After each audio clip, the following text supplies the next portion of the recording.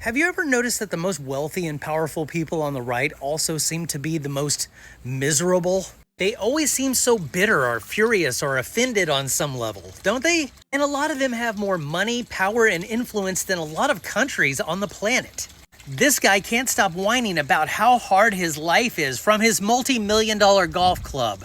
This guy used to have a great reputation and had more money than anybody in this country, but then he decided that he wanted to become a supervillain for some reason, and now he hates his life so much that he is constantly trying to escape it through chemical means. If a hate boner was a person, it would be Stephen Miller.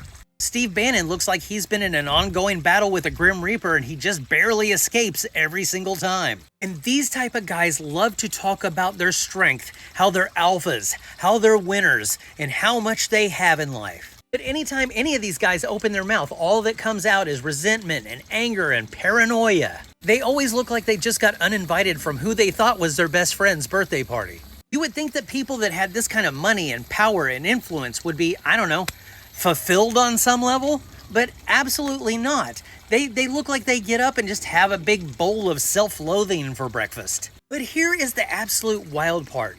The thing that would probably make them the most happy in life is the thing that they would be the most dead set against. Helping people.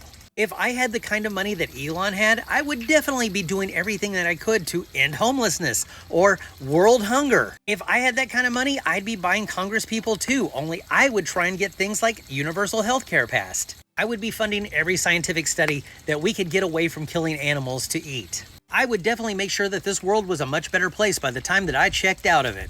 If these people want to be loved and popular, you would think they'd be doing things to, I don't know, make them loved and popular, instead of what they're actually doing. But unfortunately, that's not what the modern right teaches. They teach that power comes from cruelty and joy comes from owning people. They see empathy as a form of weakness and domination as a sign of strength. But here's the thing, you can have all the yachts and mansions and golf clubs that you want in life, but you'll still be rotting on the inside if you build your life off of things like fear and hate and anger. Maybe someday they'll figure out that they didn't lose their joy because the world is too woke. They lost it because they confused purpose with selfishness, and now they're choking on it. It turns out being rich and powerful doesn't mean a damn thing if you're just empty inside.